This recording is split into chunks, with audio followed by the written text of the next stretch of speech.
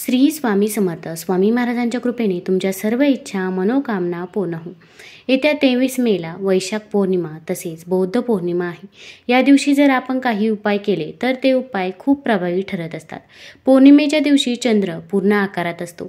या दिवशी पवित्र नद्यांमध्ये अंघोळ करणे, दान करणे आणि उपवास करणं लाभदायक असतं. वैशाख पौर्णिमा ही भगवान विष्णू आणि माता लक्ष्मीला समर्पित आहे.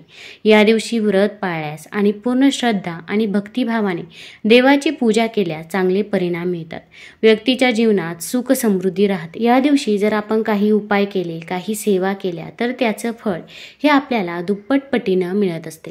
वैशाख पौर्णिमा तिथी बुधवारी 22 मेला संध्याकाळी 6:47 सुरू होईल.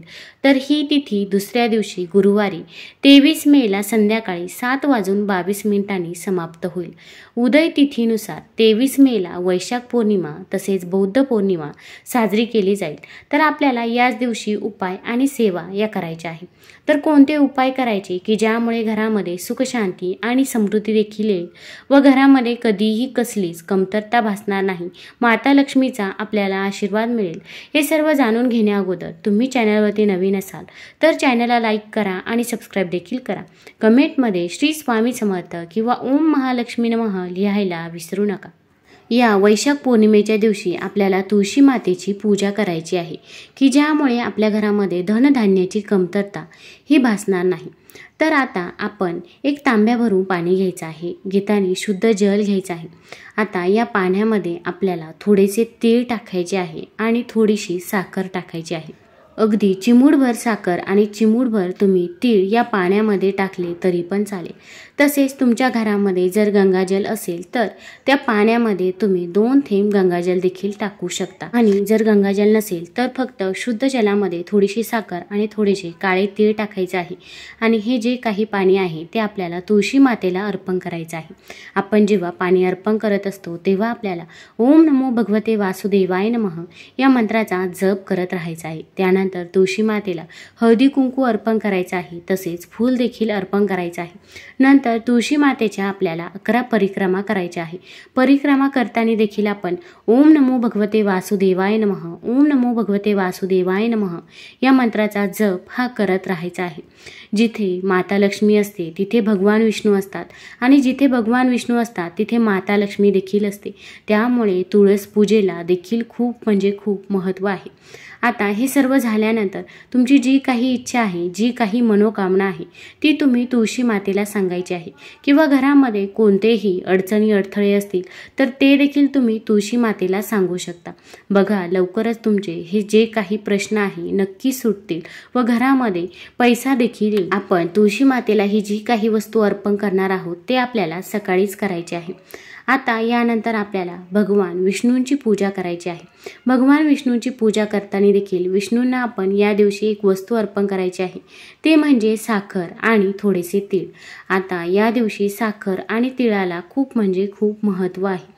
त्यामुळे तुम्ही भगवान विष्णूंना हे जरूर अर्पण करा. तसेच भगवान विष्णूंच्या ओम नमो भगवते वासुदेवाय नमः या मंत्राचा जेवढ्या वेळा शक्य होईल तेवढ्या वेळा तुम्ही जप करा. अगदी जप करणे शक्य नसेल तर तुम्ही मोबाईलवरती हा मंत्र लावून देऊ शकता आणि याचे श्रवण केले तरी पण तुम्हाला भगवान विष्णूंचा आशीर्वाद हा मिळेल. पण हे साखर आणि तीळ अर्पण करण्याच्या अगोदर आपल्याला देवघरामध्ये एक दिवा प्रज्वलित करायचा आहे. अगदी हा दिवा तुम्ही दिवसभर प्रज्वलित ठेवला किंवा रात्रभर जरी हा दिवा प्रज्वलित ठेवला तरी पण चालेल. यामुळे माता लक्ष्मीची आपल्यावरती कृपा ही राहील. तर एक प्लेट घ्यायची आहे. त्यामध्ये थोडेसे तांदूळ घ्यायचे आहे. तांदूळ हे अखंड असावे, कुठेही तुटलेले फुटलेले नसावे. त्या तांदळावरती आपल्याला हळदी कुंकू अर्पण करायचं आहे. त्यानंतर तुम्ही मातीची पंती किंवा कणकेचा दिवा घेऊ शकता.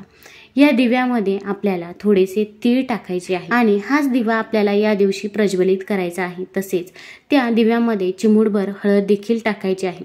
तुमच्याकडे तिळाचं तेल असेल तर तिळाच्या तेलाचा दिवा देखील प्रज्वलित करू शकता आणि तिळाचं तेल नसेल तर तुम्ही फक्त तीळ टाकले तरी पण चालेल. आता जर तुमच्या घरामध्ये जर काळे तीळ असतील तर काळे तीळ आवर्जून टाका आणि जर काळे तीळ नसतील तर तुम्ही या दिव्यामध्ये सफेद तीळ टाकले तरी पण चालेल।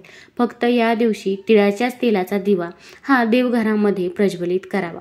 आपल्याला या दिवशी जर आपण काही वस्तू जर दान केल्या तर त्याचे फळ देखील आपल्याला कित्येक पटीने मिळत असते।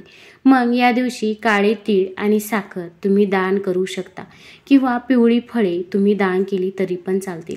मग तुम्ही पिवळे फळांमध्ये केळी दान करू शकता। मंदिरामध्ये अगोदर ही केळी अर्पण करायची आहे, त्यानंतर ही केळी तुम्ही गरीब लोकांना, गरजू लोकांना दान करायची आहे। यामुळे माता लक्ष्मीचा आपल्याला आशीर्वाद तर मिळेलच, तसेच भगवान विष्णू देखील प्रसन्न होतील। शास्त्रानुसार प्रत्येक पौर्णिमेच्या दिवशी सकाळी पिंपळाच्या झाडावर माता लक्ष्मीचे आगमन होते। म्हणून जर तुम्ही धन प्राप्त करण्याची इच्छा बाळगत असाल तर सकाळी या दिवशी नित्यकामातून निवृत्त होऊन पिंपळाच्या झाडाखाली माता लक्ष्मीची पूजा करावी। लक्ष्मीला घरी निवास करण्यासाठी आमंत्रित करावं। यामुळे लक्ष्मीची कृपा तुमच्यावरती नेहमी बनून राहते। तुम्ही तिथे बसून शुद्ध तुपाचा दिवा देखील प्रज्वलित करायचा आहे। तसेच पिंपळाच्या झाडाजवळ आपल्याला थोडंसं शुद्ध जल देखील अर्पण करायचं आहे आणि तिथे बसून तुम्ही माता लक्ष्मीच्या मंत्राचा किंवा भगवान विष्णूच्या मंत्राचा जप देखील करू शकता। यामुळे भगवान विष्णू व माता लक्ष्मीची देखील कृपा तुमच्यावरती सदैव राहते। तुम्हाला जर व्हिडिओ आवडला असेल तर कमेंटमध्ये ओम महालक्ष्मी नमः जरूर लिहा। धन्यवाद।